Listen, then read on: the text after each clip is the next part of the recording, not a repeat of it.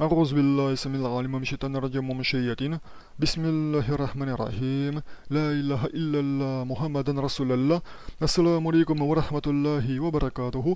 Ici Gerard Payune pour une nouvelle vidéo de commentaire de l'actualité internationale du samedi 15 décembre 2018. Voyons voir ce qui s'est passé dans le monde ces derniers jours, donc depuis le 11 décembre 2018. On continue dans la foulée des vidéos d'actualité précédentes avec les manifestations des Gilets jaunes qui se poursuivent en France depuis près d'un mois et qui mettent à mal le gouvernement français ainsi que l'économie nationale. Et ces manifs des Gilets jaunes se répandent un peu partout dans le monde et le Gilet jaune est utilisé comme le symbole de la révolte populaire contre les gouvernements corrompus, contre les aristocrates, les privilégiés et tous ceux qui se gavent de l'argent public sur le dos des moutons, quoi, des citoyens de par le monde. C'est pourquoi Erdogan, le président turc, l'a mentionné, tous les gouvernements du monde, bon gré mal gré, observent attentivement ce qui se passe en France, de peur que cela se produise dans leur propre pays.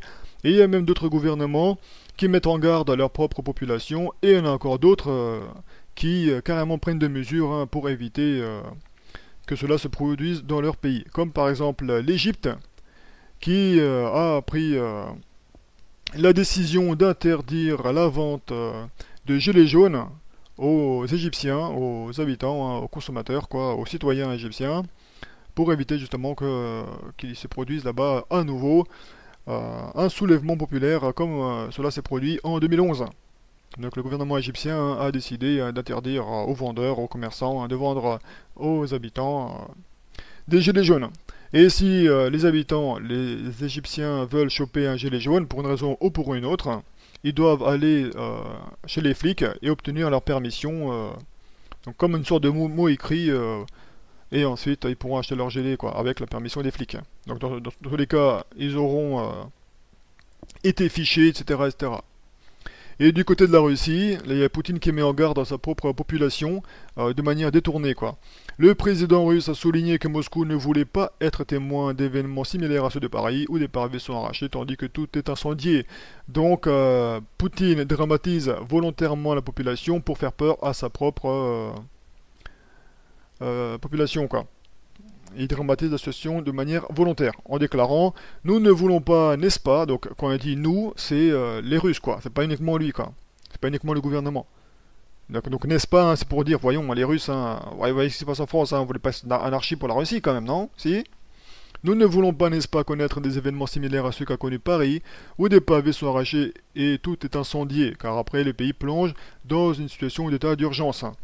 Alors qu'à Paris, il y a eu juste eu 2 ou 3 barbecues en pleine rue, quoi. C'est pas des magasins entiers qui ont été incendiés, quoi. Il y en a peut-être eu un ou deux, quoi, passés par là, quoi. Mais quoi, il dramatise, il exagère le petit Poutine pour faire peur aux Russes.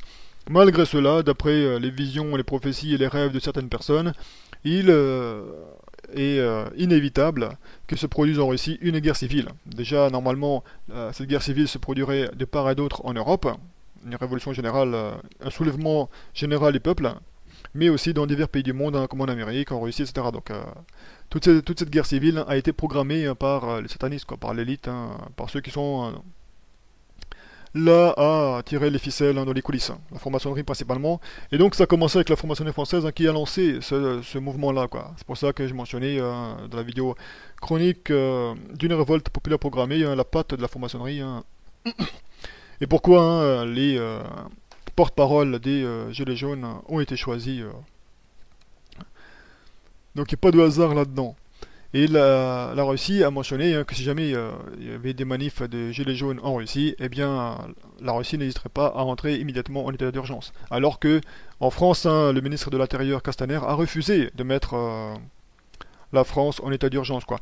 En fait, on y est déjà, mais au travers des programmes Vigipirate, quoi. L'état d'urgence n'est jamais parti, mais l'idée c'est d'augmenter le niveau de l'état d'urgence. C'est pour ça qu'on dit, hein, on va pas instaurer l'état d'urgence en France. Hein. En fait, étant donné qu'il y a les patrouilles et Vigipirate, hein, on est déjà en état d'urgence, quoi. C'était une situation temporaire à la base, mais qui a été rendue permanente. Hein. C'est pour ça que Castaner, il peut pas imposer une situation qui est déjà là, quoi. Il n'y a pas d'état d'urgence, hein, alors qu'on est déjà en état d'urgence. Juste augmenter la gravité de cet état d'urgence. Et à part ça, pour voir vraiment que ce mouvement des Gilets jaunes va finir en guerre civile de manière certaine, nous voyons un signe assez intéressant de la part d'Allah dans cette actualité de Spoutnik, où nous voyons des descendants d'anciens rois français qui s'expriment pour apporter leur soutien aux Gilets jaunes, quoi. Nous avons par exemple un descendant de Louis XIV, Louis de Bourbon, qui a posté sur Facebook un message de soutien adressé aux Gilets jaunes. Donc, il y en a qui ont dit que selon les prophéties du grand monarque, donc ce sont des prophéties françaises, faites par des personnes françaises, chrétiennes, comme quoi il y aura un grand monarque, donc un grand roi qui viendra en France à la fin des temps et qui va régner sur toute la terre, etc., etc., quoi. Et donc, si on recoupe avec la science islamique sur la question, ça correspond au Mahdi alayhi salam, quoi. Donc celui qui est censé venir et gouverner la terre avec justice et équité, quoi. Mais les Français, ils appellent ça le grand monarque. Et il y en a qui disent que le grand monarque descendrait de la dynastie des Bourbons, donc, une dynastie de rois qu'il y a eu avant la Révolution française, quoi. C'est pour ça qu'il y en a un qui prétend au trône une fois que les Gilets jaunes auront mené à bien leur révolution sanglante. Dans les semaines ou mois à venir, Allah, c'est mieux. Donc c'est le prince Louis de Bourbon, duc d'Anjou. Le mec qui apporte son soutien aux Gilets jaunes, il est clairement pas au SMIC, il est clairement pas chômeur, au vu de son nom pompeux. Donc son soutien, c'est juste verbal, quoi. Il n'ira pas défiler avec eux dans les rues, avec les Gilets jaunes, dans le froid, sous la pluie, etc., etc., à bloquer des péages et des ronds-points, ou à mourir, ou à se faire blesser, ou à se faire caillasser, ou à se faire gazer, ou flashballer, quoi. Alors, à partir de là, tu vois bien qu'ils veulent récupérer le mouvement pour leur propre intérêt, pour essayer de remonter sur le trône français. Mais ça marche pas très bien, quoi. Au niveau des porte-paroles actuels, choisis par la franc-maçonnerie, quoi. Sans qu'ils soient au courant, évidemment, quoi. Les porte-paroles actuels, a priori, n'ont pas de relation avec la franc-maçonnerie, et là, c'est mieux. Mais ils ont été choisis par rapport à leur âge, quoi. 33 ans pour Priscilla Ludowski, 33 ans pour Éric Drouet, et 31 ans pour Maxime Nicole, qui est venu par après, quoi. Mais bon, les deux principaux qui ont lancé le mouvement, c'était Ludowski et Drouet, qui avaient tous les deux 33 ans, donc pour la franc-maçonnerie, le plus haut niveau de la franc-maçonnerie chez les humains, quoi.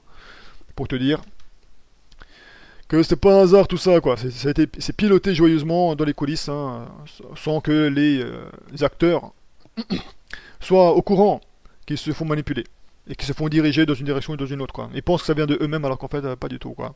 C'est le principe même du was-was, quoi. Sauf que là c'est un was-was direct, quoi. Et il y en a un autre qui prétend au trône de France. C'est le comte de Paris, le descendant du roi Louis-Philippe, qui se revendique aussi comme l'héritier légitime des rois de France. Donc là, alors que d'après les discours des Gilets jaunes, de Ludowski, Drouet ou Maxime Nicole, quoi, bah, ils n'ont pas l'intention de mettre un roi sur le trône en France. Ils veulent que le peuple élise des représentants, mais à aucun moment ils ont parlé de roi, quoi. Donc une autorité suprême de principe en France, quoi. Même si ces deux-là, ils essayent, ils commencent déjà à se battre pour savoir lequel des deux a le droit au trône de France. La réponse sera aucun des deux. Et donc ça fait référence au hadith sur les trois fils de calife qui veulent choper le trône, mais ils ne l'auront pas, quoi. Et donc normalement ce contexte-là est placé en Arabie, et donc ça concernerait la monarchie saoudienne, mais Allah c'est mieux. Et il est possible que ce hadith-là soit valide aussi bien pour le cas de l'Arabie, pour la monarchie saoudienne, que pour la France en fait, avec les anciens rois français, voilà, quoi. C'est pour ça que quand il est mentionné, d'après certains raisonnements, que le Mahdi, alayhi salam, il va apparaître en France, et il va combattre le pharaon français qui sera à ce moment un dictateur, quoi, et qui persécutera les musulmans en France, et bien ce hadith-là, il est placé dans le contexte de la France, quoi. Mais il est possible que par la suite, le Mahdi, après avoir restauré la situation en France, il aille à la Mecque, choper l'allégeance des musulmans du monde. C'est pour ça qu'en France, il va simplement régler la situation en France, choper l'allégeance des musulmans en France, et ensuite aller à la Mecque, une fois qu'il aura fait ses conquêtes et tout ça, quoi, avec son armée, voilà, quoi. Où il chopera l'allégeance du reste du monde, quoi. C'est pour ça que le Suadite est applicable dans les deux contextes. Et c'est pour ça que nous voyons les prétendants de la dynastie des Bourbons, quoi, parce que d'après certains, le grand monarque, dans les prophéties françaises, correspondrait au Mahdi, alayhi salam, dans les hadiths islamiques, musulmans. Et donc au vu de parallèle, hein, voilà quoi. C'est pour ça que les satanistes, l'élite, a déclenché cette révolte populaire en France, parce que d'après leur connaissance, c'est au travers des troubles que le Mahdi, salam, il va sortir de sa cachette, quoi. Donc Allah le cache, mais à un moment, il ne pourra plus se cacher, quoi. C'est pour ça qu'on voit dans les hadiths hein, que le Mahdi, salam, il va quitter Médine, mais Médine, ça veut dire ville, c'est pas Médine en Arabie, quoi. Donc c'est pour ça qu'il y a un double contexte, quoi. À la base, Médine, ça veut dire Médine, quoi. D'accord. Ça veut dire ville, quoi. Donc il va quitter une ville, le Mahdi, et il va aller à la Mecque. Donc la Mecque, est-ce que c'est la Mecque en Arabie ou est-ce que c'est la Mecque dans le sens où il va aller dans un lieu de sécurité? Parce que d'après ce que Ibrahim, salam, le prophète Ibrahim, salam, a raconté dans le Coran, où lorsqu'il a demandé à Allah qu'il fasse de la Mecque hein, un lieu de sécurité, quoi, tu sais. Donc si le Mahdi salam s'enfuit de Médine, c'est qu'il n'est pas en sécurité là-bas. Et donc il va où? À la Mecque parce que c'est un lieu de sécurité. Donc dans le principe, hein, le Mahdi salam fuit la ville où il se trouve et il va aller dans une autre ville hein, où il est en sécurité parce qu'à ce moment-là, les troubles se seront répandus hein, et on cherche à le faire sortir de sa tanière, quoi. Donc c'est assez intéressant de voir le parallèle entre la situation en France hein, et le contexte saoudien, quoi, le contexte arabe.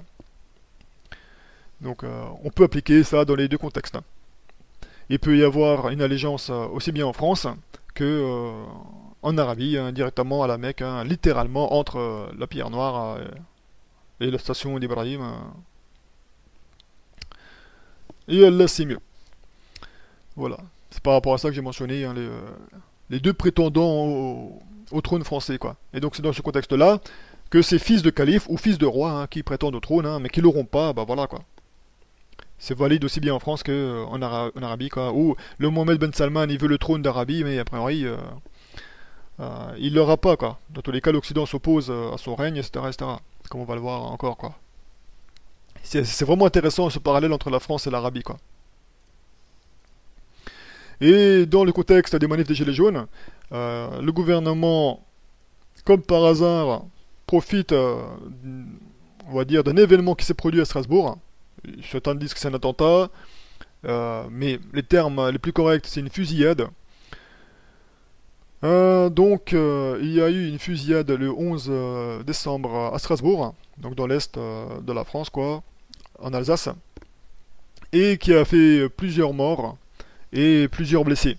D'accord? Et comme par hasard, évidemment, l'assaillant ou le méchant, le terroriste, c'est un maghrébin, et il a crié Allahu Akbar. Donc, sinon, ça n'aura pas été utile au gouvernement. Comme par hasard, ils vont agiter l'épouvantail islamiste hein, donc, pour détourner l'attention du public, quoi. Oubliez les manifs et les gilets jaunes pour votre pouvoir d'achat ou pour vos droits. Regardez, il y a quelque chose de plus grave, c'est la menace islamiste. Mais bon, ça n'a pas l'air de très bien fonctionner au niveau des gilets jaunes, quoi. Et justement, cette fusillade à Strasbourg se produit dans le contexte où plusieurs personnalités politiques françaises ont appelé les Gilets jaunes à ne pas manifester le samedi 15 décembre hein, et les samedis suivants, quoi. Donc à cesser leur manif, hein, à cesser de jeter la France dans le chaos, quoi, dans la guerre civile. Donc, bon, ça a clairement l'aspect d'une attaque sous faux drapeau, hein, parce que, comme par hasard, c'est le même modus operandi, quoi. C'est un terroriste maghrébin de préférence, avec un nom maghrébin. Il a crié Allahu Akbar. Il y a eu plusieurs morts, il y a eu plusieurs blessés. Voilà, quoi. Donc, à gauche, à droite en France, hein, dans le temps, nous avons vu la même chose, quoi. Des témoins qui ont entendu l'assaillant crier Allahu Akbar. Bon, voilà, quoi. Il n'y a pas grand-chose à dire.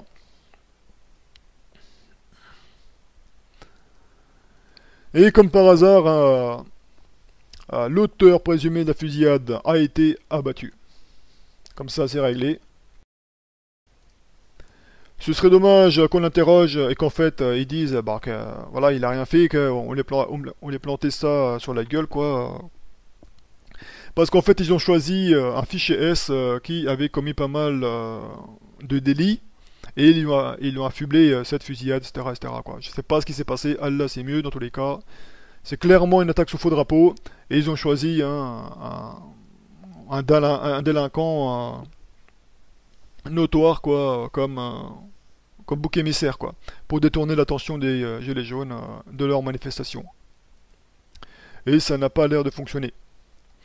Parce que les différents porte-paroles des Gilets jaunes, là pour le coup c'était Ludowski et Maxime Nicole, donc le cerveau et la bouche des Gilets jaunes, qui ont dit qu'ils allaient faire une annonce officielle de 4 revendications des Gilets jaunes, qu'il faudra soumettre au référendum populaire, quoi. Et que donc ils vont nous donner une conférence de presse, où ça, à Paris déjà, au premier rue du Jeu de Paume à Versailles. D'accord, donc c'est Ludowski et Maxime Nicole qui donnent rendez-vous aux médias là-bas.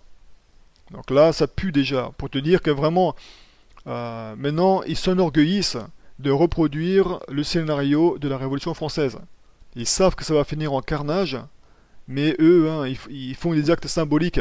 Ils se rendent pas compte que ce sont des rituels sataniques qu'ils sont en train de faire. Je sais pas qui leur a soufflé de faire ça, mais c'est vraiment triste. Et donc ils le disent quoi, voilà quoi, sur leur page Facebook. Bonsoir, un peu tard, mais voici le texte de notre allocution de cet après-midi. Avec nos excuses, nous n'avons pas pu faire le live attendu. Beaucoup de belles rencontres avec les Gilets jaunes. Donc ils ont fait leur discours là-bas à la place, là, à la salle du jeu de paume, quoi, où s'est tenu a priori cet événement-là en 1789. Donc c'est très triste de faire leur discours, leur allocution à cet endroit-là, au vu de la portée du rituel satanique que ça représente. Donc voyons voir vite fait qu'est-ce que c'est que ce jeu des paumes et donc la gravité de cet événement-là, quoi. Pourquoi ces porte-paroles des Gilets jaunes ont choisi ce lieu comme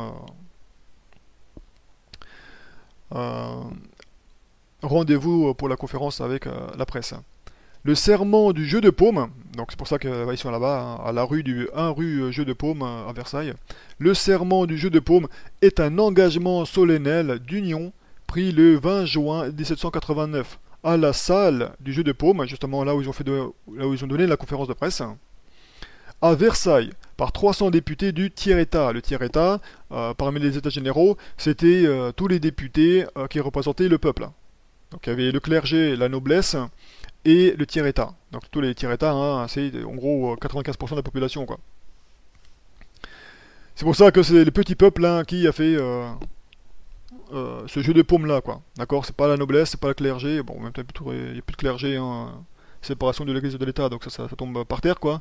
Mais il n'y a pas le Parlement, voilà, quoi. Il n'y a pas l'Assemblée nationale ni le Sénat dans ce discours-là, quoi.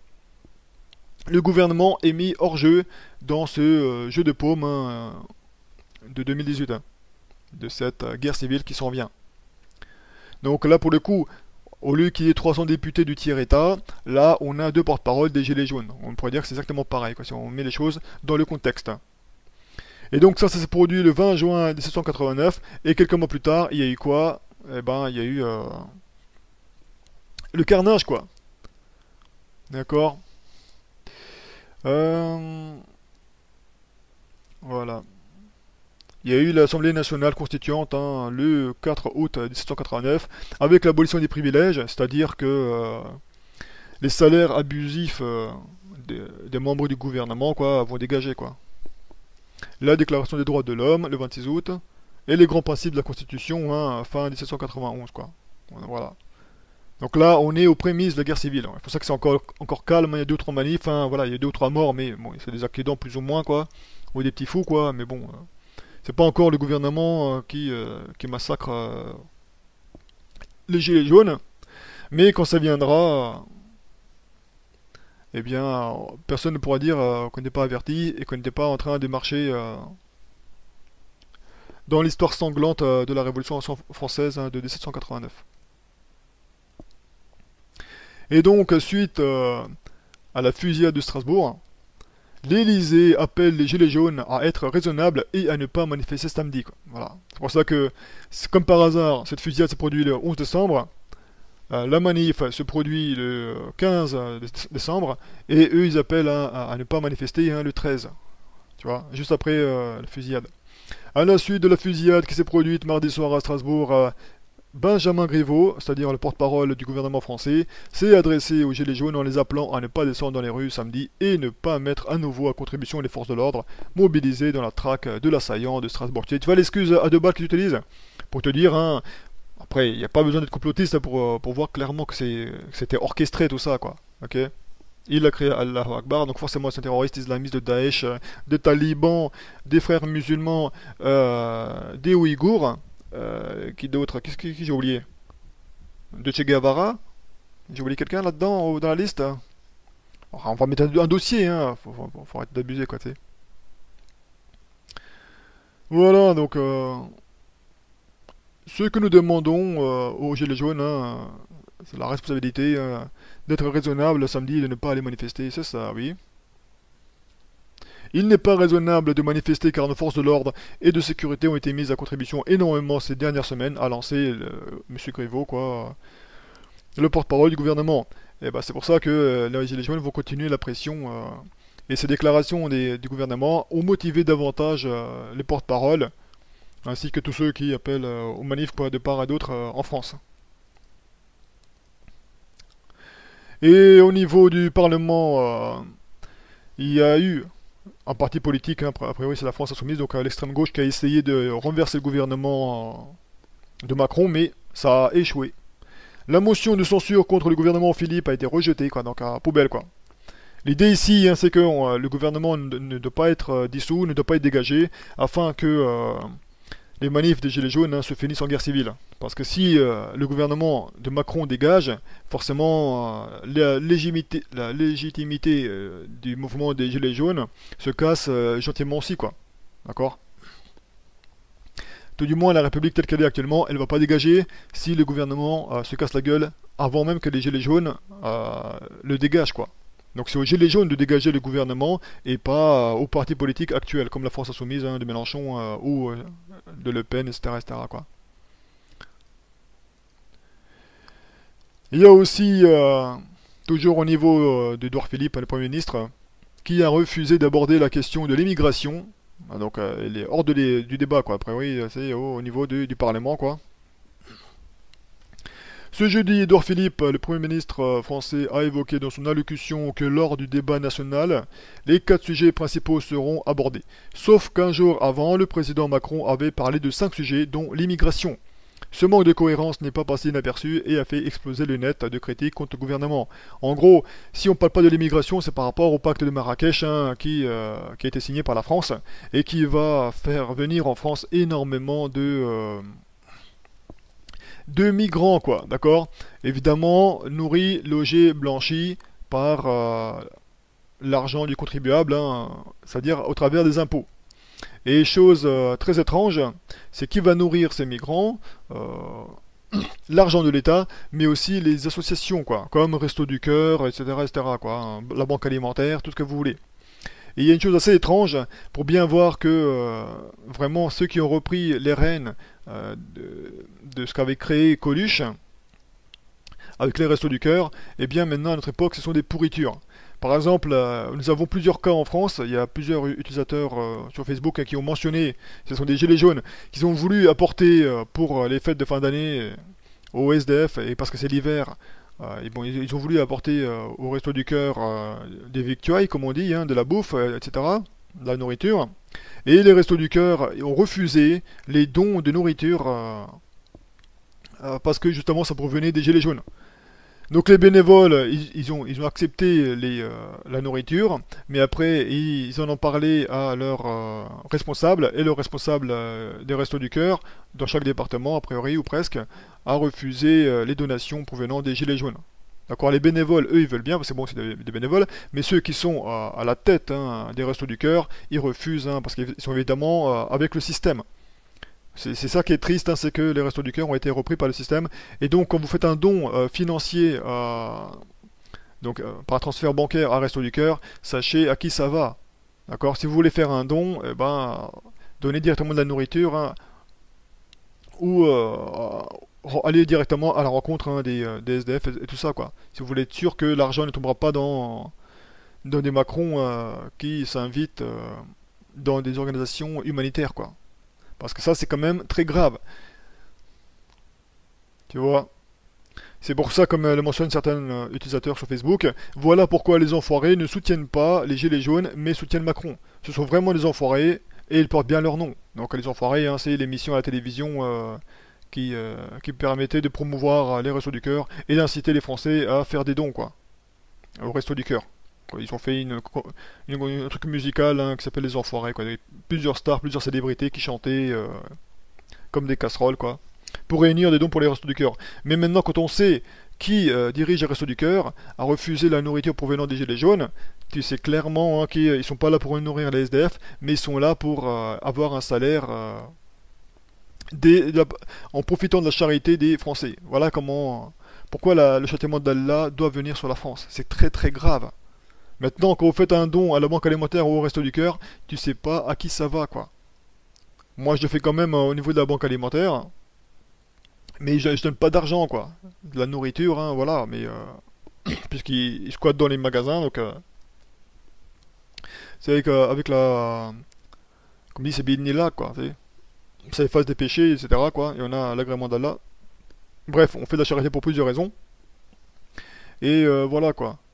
Mais au niveau des gilets jaunes, non. Pour la banque alimentaire, je sais pas.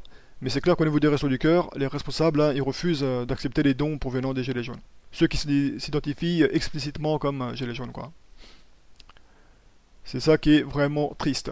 Ils s'occupent pas du bien-être des SDF et des malheureux et de ceux qui ont faim et tout ça, quoi. Ils s'occupent plutôt de... Ils ont politisé les Restos du Cœur, c'est quand même très grave. En sachant que les Restos du Cœur, à la base, ça devait être une mesure temporaire, le temps que le gouvernement hein, s'occupe des SDF en France, et ça s'est jamais produit. On a dégagé Coluche comme par hasard, évidemment par un accident. Bon, on ne sait pas si c'était dans le camion qui a renversé la moto de Coluche, un terroriste islamiste de Daesh qui a crié Allahu Akbar. Si c'était un taliban ou un ouïghour ou un Che Guevara, va savoir. Allah c'est mieux. Mais pour voir hein, comment c'est triste quoi. Comment le châtiment d'Allah doit tomber sur la France, pourquoi cette guerre civile doit se produire, même si les musulmans ne doivent pas y participer, parce qu'au final ce seront eux les premières victimes. Hein, lorsque la dictature hein, suivra la révolution française, quoi. La révolte populaire, la guerre civile. Ça, c'est vraiment triste. Donc voilà pourquoi hein, le débat sur l'immigration n'a pas été mentionné par le Premier ministre Édouard Philippe, hein, parce que le pacte de Marrakech a été signé récemment, il y a quelques jours, les, euh, le 10 ou le 11, je sais plus quoi, peu importe, hein, décembre. Et voilà quoi, c'est le gouvernement qui doit fournir,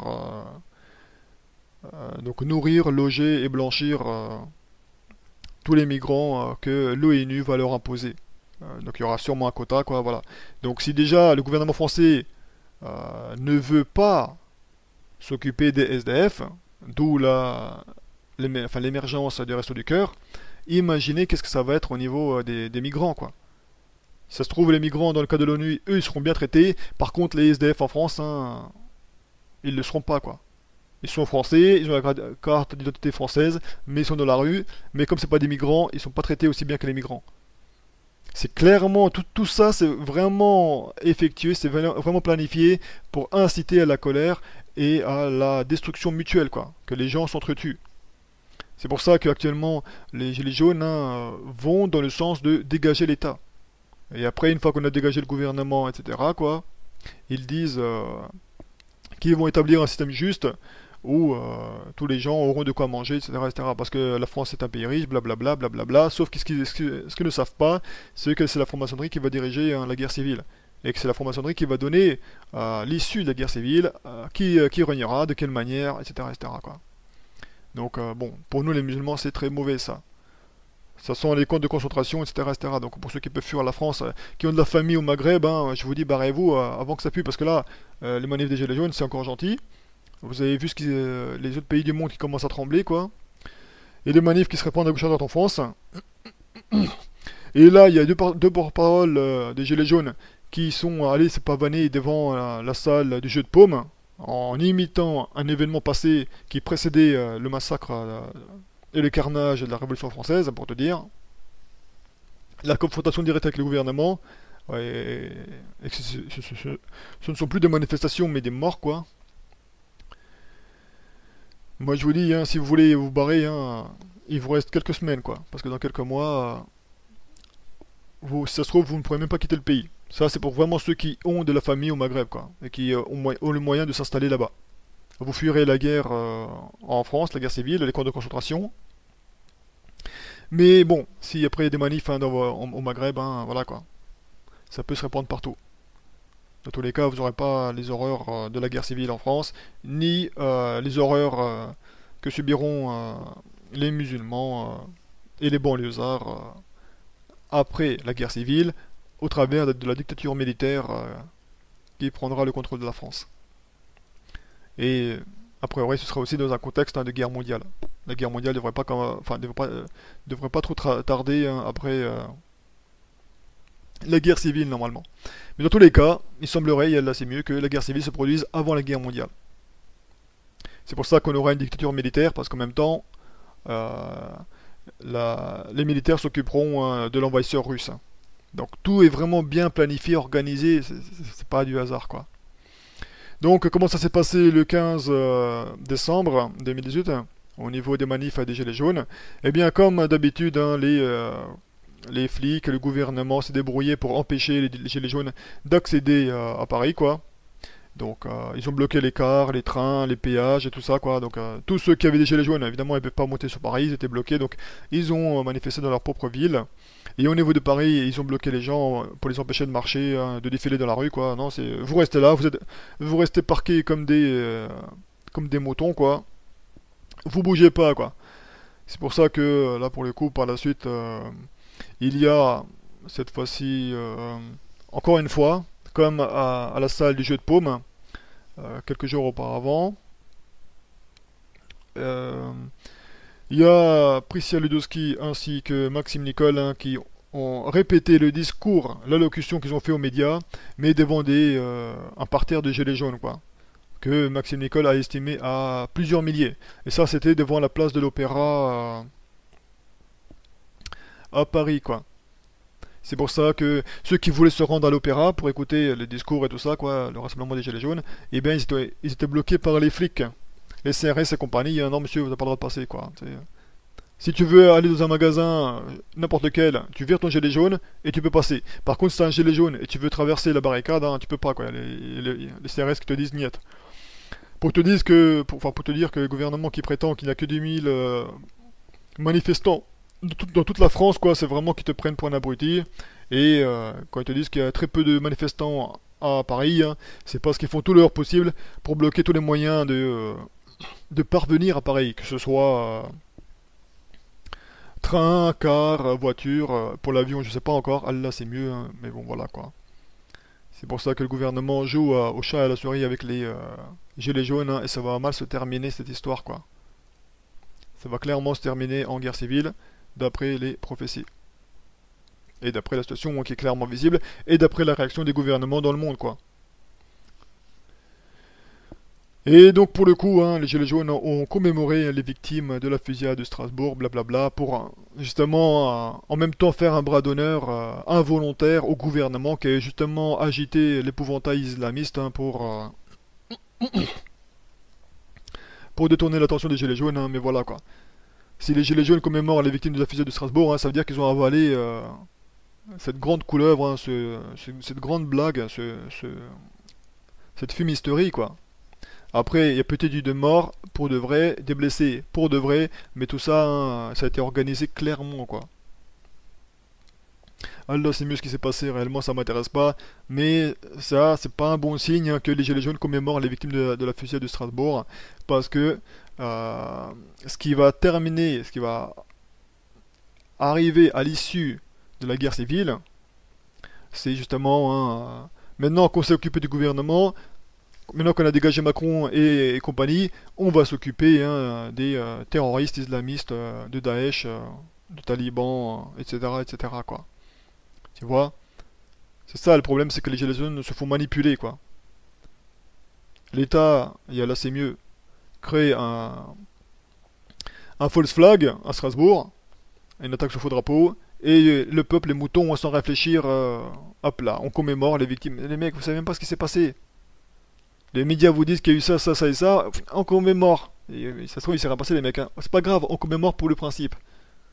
L'idée ici, hein, c'est que, une fois que le gouvernement est renversé, tout le monde va dire je suis Charlie, hein, et hop là, les musulmans et les banlieusards dans les camps de concentration. Les rêves des gens ne mentent pas, quoi, hein, c'est clair, les musulmans vont être ciblés après, une fois que le gouvernement sera renversé. C'est pour ça que la guerre civile qui vient va être très très moche. Et ceux qui peuvent partir, qui ont de la famille au Maghreb, hein, qui s'attendent pas trop pour partir. Et aussi, dans le cadre du foutage de gueule du gouvernement, il y a Macron qui fait un geste très chevaleresque, très noble, en renonçant gracieusement à sa hausse de salaire de 2019. Donc il a eu un sens de sacrifice assez incroyable. Donc il devait toucher 64 euros de plus en 2019 par rapport à son salaire, donc 64 euros, hein, voilà quoi. Jusqu'à maintenant, le président français gagne 15 140 euros au brut par mois. 15 000 hein, pour voler les Français, quoi, pour enquêter les Français, voilà quoi.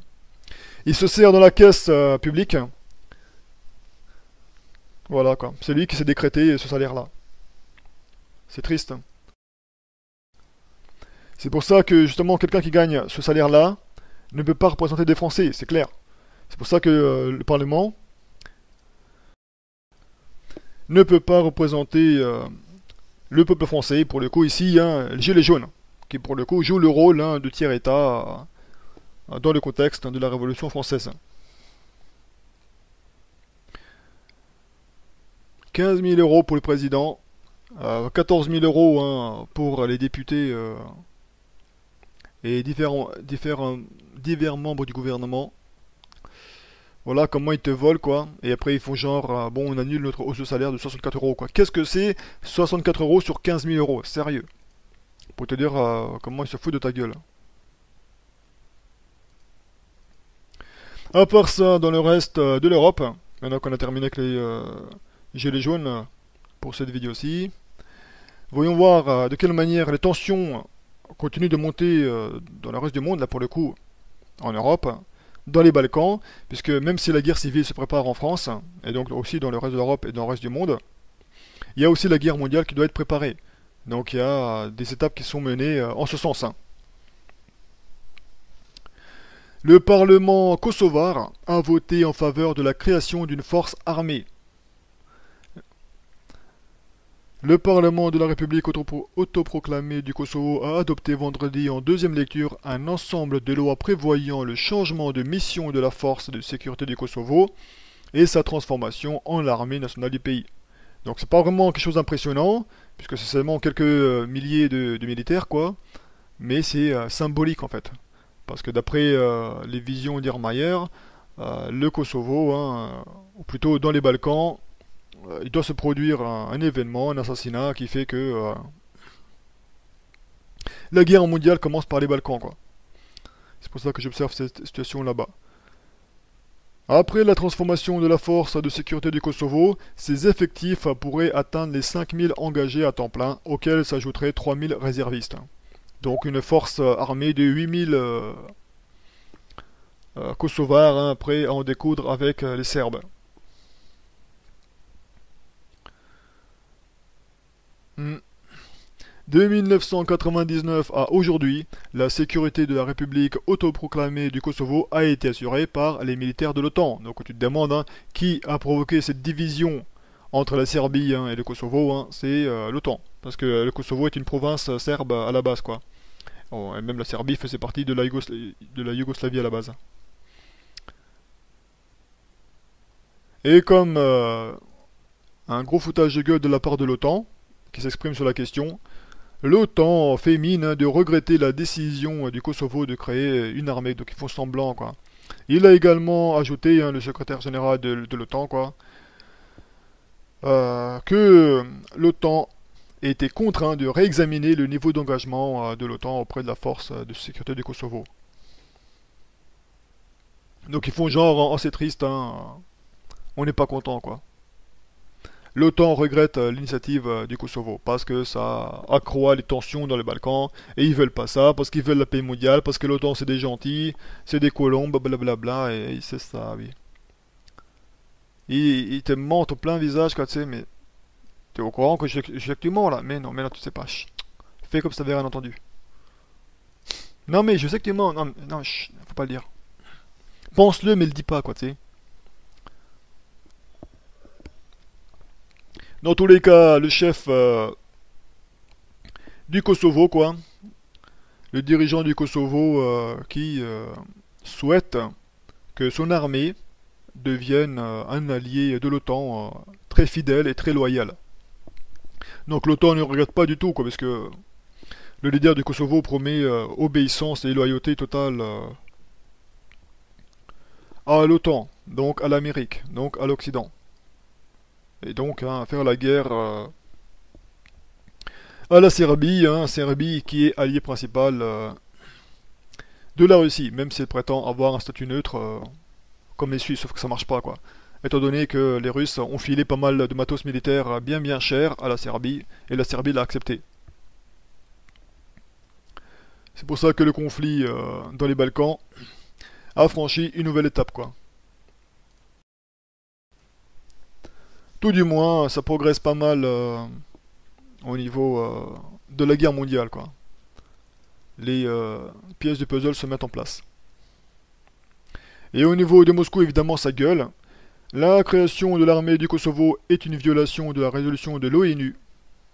C'est le ministère russe des Affaires étrangères hein, qui pleure quoi.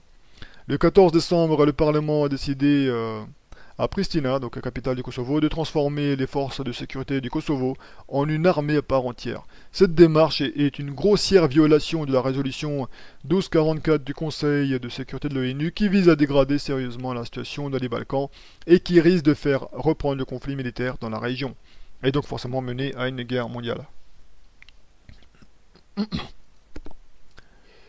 Voilà. Euh... hmm.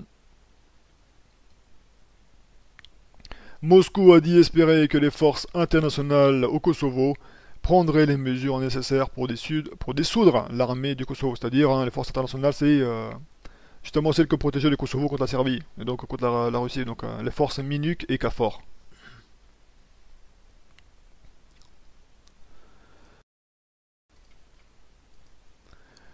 Et l'ambassadeur serbe à Moscou met en garde contre la création de l'armée kosovare. Et donc forcément la Serbie en face hein, n'est pas d'accord quoi. Elle fait la gueule.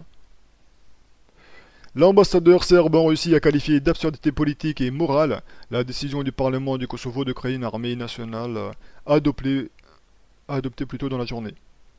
Il s'agit d'un coup sérieux et dangereux porté à la stabilité et à la sécurité de l'ensemble de la région des Balkans. Donc on est clairement en train de préparer la guerre mondiale. Si c'est un coup sérieux et dangereux, porté à la stabilité des Balkans, voilà quoi.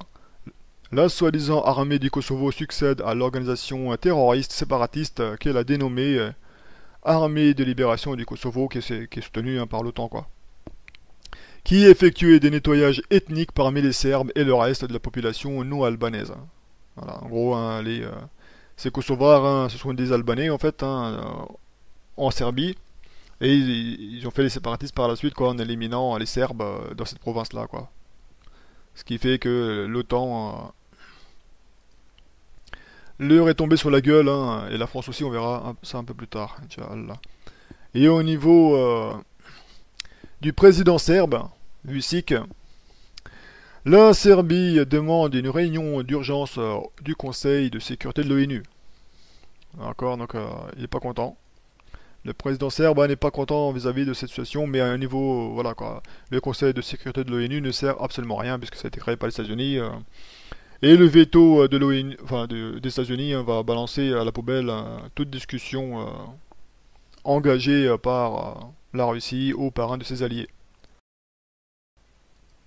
Et pour prouver que le président serbe est prêt à en découdre avec le Kosovo, Le chef de l'État serbe a promis de protéger les Serbes en cas d'attaque des forces armées de Pristina. Et donc forcément, si la Serbie se défend, eh bien, il y a l'OTAN qui va de nouveau tomber sur la gueule de la Serbie. La Serbie va faire appel à la Russie. Et c'est comme ça que la Russie va être entraînée, bon gré mal gré, dans la guerre mondiale. Et cela dans un contexte de guerre civile, pour te dire. C'est comme si la guerre civile est censée affaiblir l'Europe. Et lorsque la Russie voit que l'Europe est dans un état de faiblesse au niveau des gouvernements et que le gouvernement n'arrivera pas, enfin les gouvernements d'Europe n'arriveront pas à gérer la guerre mondiale parce qu'ils arrivent déjà pas à gérer la guerre civile, bah, la Russie, hein, c'est une occasion en or quoi. En fait, ces guerres civiles, hein, c'est un piège. En même temps, l'immigration du Moyen-Orient, le pacte de Marrakech pour l'immigration et la guerre civile en Europe, c'est du pain béni, hein, c'est un piège tendu à la Russie quoi. Voilà. C'est vraiment très alléchant. C'est pour ça qu'il faudra l'étincelle hein, pour faire péter le baril de poudre hein, dans les Balkans. Donc un allié de la Russie qui se fait attaquer, et cet allié qui fait appel à la Russie demande son aide, quoi, voilà. Et quelle est la contribution de la France à la création de l'armée du Kosovo? Il semblerait qu'à l'époque de Jacques Chirac, donc dans les années 2000, quoi, et ben le petit Jacques Chirac, le président à ce moment-là, était un fervent défenseur de la cause kosovare, quoi. Pour te dire que le petit Chirac, hein, il a soutenu cette division au sein de la Serbie.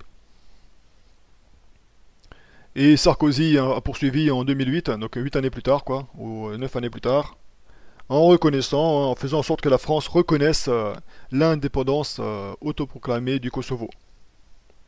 Quant à François Hollande, il n'a pas fait grand-chose, et au niveau de Macron, il ne s'est pas exprimé non plus sur la question de l'indépendance du Kosovo, quoi.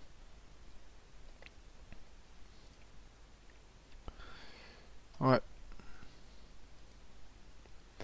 À part ça, dans le reste de l'Europe, pour voir l'instabilité et la guerre qui est menée, quoi, contre la Russie, toujours une guerre économique, lancée par les États-Unis, évidemment. Le Parlement européen condamne Nord Stream 2 dans la foulée des USA. Donc le Nord Stream 2, hein, c'est le gazoduc qui va en mer Baltique, quoi. En mer du Nord. En mer du Nord, ouais, plutôt. Ouais, bon, bref. Bref, qui part du nord de la Russie et qui arrive au nord de l'Allemagne, quoi. J'ai oublié le nom de cette mer, mais c'est pas grave. Et le Parlement européen condamne ce projet-là, quoi. Qui est un projet économique pour empêcher que tout le gaz russe puisse passer par ce gazoduc et donc éjecter l'Ukraine de l'équation de l'apport énergétique à l'Europe. Et ça, c'est fait sous la pression des États-Unis. Après que la Chambre basse du Congrès américain a voté une résolution soutenant l'imposition des sanctions au projet Nord Stream 2, le Parlement européen a adopté mercredi une résolution à appeler à l'annulation de la construction du gazoduc. Selon le député russe Anton Morozov, l'institution européenne donc a clairement cédé aux pressions des États-Unis. Dans tous les cas, au niveau de l'Allemagne, ils n'ont pas l'intention d'annuler ce Nord Stream 2, quoi, ni au niveau de l'Autriche, quoi. Donc même si le Parlement européen a voté une résolution pour annuler le truc, hein, au niveau des pays membres de l'Europe, à mon avis, ils vont jeter ça à la poubelle, quoi.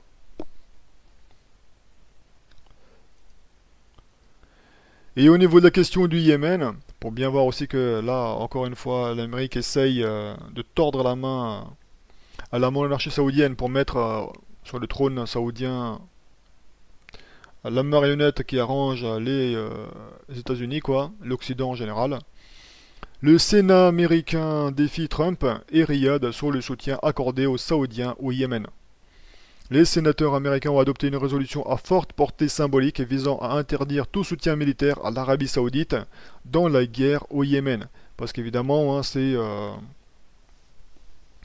le Mohammed Ben Salman, quoi, le prince héritier, qui dirige la guerre au Yémen, étant donné que c'est le ministre de la Défense. Bien que Donald Trump reste en mesure d'opposer son veto à la résolution, elle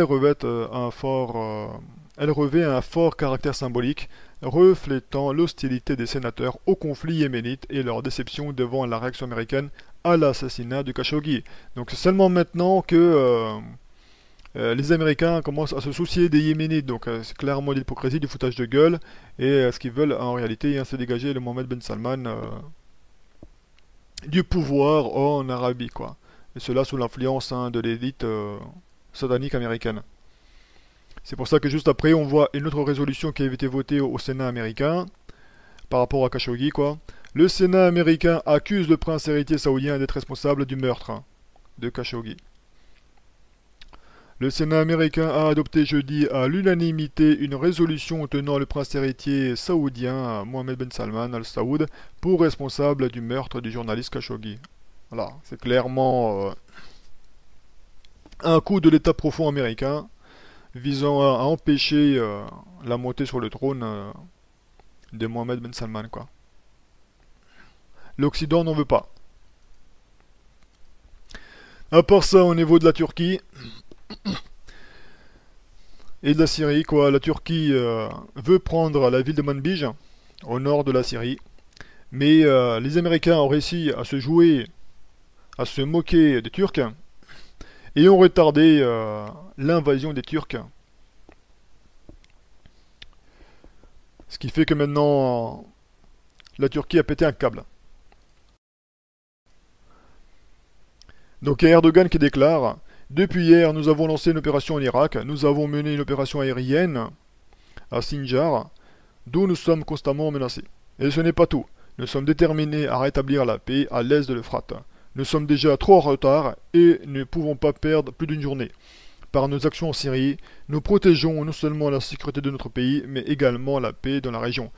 Donc la phrase clé ici, dans le discours d'Erdogan, c'est: nous sommes déjà trop en retard. Donc ça veut dire que les États-Unis avaient pour but de retarder l'invasion turque de la Syrie, quoi. Les États-Unis nous ont promis de retirer le groupe terroriste de Manbij, mais ils ne l'ont toujours pas retiré. Alors nous leur avons ensuite dit ouvertement: si vous ne le faites pas vous-même, nous entrerons à Manbij et nous gérerons nous-mêmes, quoi. En gros, c'est une menace. C'est pour ça que l'Amérique de son côté a répondu en disant que c'était inadmissible de faire ça, qu'il fallait pas tenter les États-Unis, qu'il fallait pas les menacer, sinon il y aura un conflit entre les deux. Donc on peut attendre un conflit entre l'Amérique et la Turquie en Syrie, par rapport aux intérêts de conquête, quoi.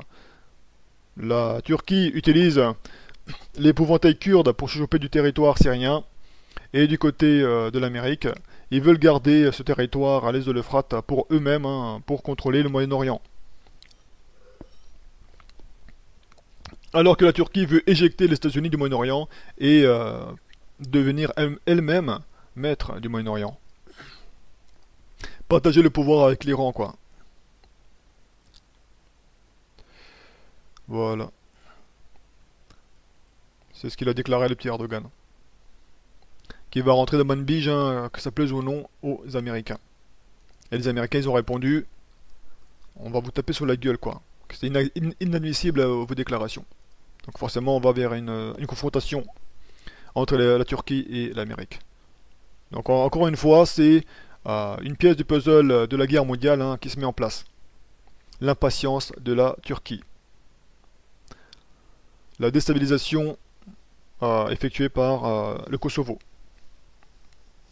Et à part ça, au niveau de la prochaine monnaie mondiale, qui sera une monnaie virtuelle, il y a même le pays qui applique la charia, pour le coup, hein, qui se lance là-dedans, quoi. C'est triste, hein. L'Arabie Saoudite et les Émirats Arabes Unis qui ont déclaré avoir un plan de création d'une monnaie virtuelle, d'une crypto-monnaie, pour effectuer les échanges commerciaux entre les deux pays. Donc voilà, c'est triste, quoi. C'est pas une monnaie qui est halal, ils prétendent appliquer la charia, mais voilà, quoi. Il n'y avait pas marqué crypto-monnaie dans le Coran, quoi. Il y a marqué dinar, il y a marqué dirham, mais il n'y a pas marqué crypto-monnaie. Il n'y a pas marqué monnaie virtuelle. Il n'y a pas marqué monnaie numérique, digitale, tout ce que tu veux. Monnaie invisible, impalpable, voilà. Pour te dire que même les pays musulmans ou pseudo-musulmans se lancent dans cette abomination. Et pour terminer au niveau de la stupidité, c'est la Syrie qui veut lancer son premier satellite en orbite, hein. Bon, on sait que c'est du n'importe quoi, ces satellites en orbite. Les seuls satellites qu'il y a, c'est sur la Terre, hein, avec les paraboles, quoi, géantes. Et les différents ballons sondes, donc c'est pas des satellites, hein, c'est pas en orbite ni rien, quoi, c'est juste comme des ballons, quoi, tu sais, auquel est accroché un poids, pour le coup, un satellite. Mais voilà, ils sont à haute altitude à 30 ou 40 km, hein, parce que c'est la hauteur maximale que peut atteindre le ballon qui transporte le satellite, quoi. Mais ils sont pas en orbite, hein, en train de tourner autour de la Terre ronde, blablabla. Non, non, c'est juste des petits ballons qui sont mis à haute altitude, quoi. Donc là, c'est le ministre syrien des communications et de la technologie, hein, qui déclare que la Syrie va lancer son programme spatial, donc, pour rentrer au XXIe siècle. C'est pour ça qu'ils veulent envoyer, soi-disant, dans l'espace, en orbite terrestre, un satellite produit localement en Syrie. Et ainsi rejoindre la liste des pays arabes mythomanes qui, soi-disant, ont lancé leur propre satellite en orbite. C'est-à-dire l'Égypte, l'Arabie Saoudite, les Émirats Arabes Unis, le Maroc, l'Algérie, le Qatar et l'Irak, quoi. Donc ça, c'est les pays des mythomanes, qui lisent pas le Coran pour voir que la Terre est plate, aussi bien dans la Bible que dans le Coran. Donc il n'y a rien à mettre en orbite, voilà, c'est juste des ballons sondes qui sont placés là-haut, quoi, avec le matos, hein, soi-disant satellite, quoi. J'ai déjà fait une vidéo là-dessus, hein, qui est disponible parmi mes anciennes vidéos, quoi. La mise en orbite, la vraie mise en orbite des satellites, hein. Bref. C'est tout pour cette vidéo-ci, quoi. Alaikum salam wa rahmatullahi wa barakatuh.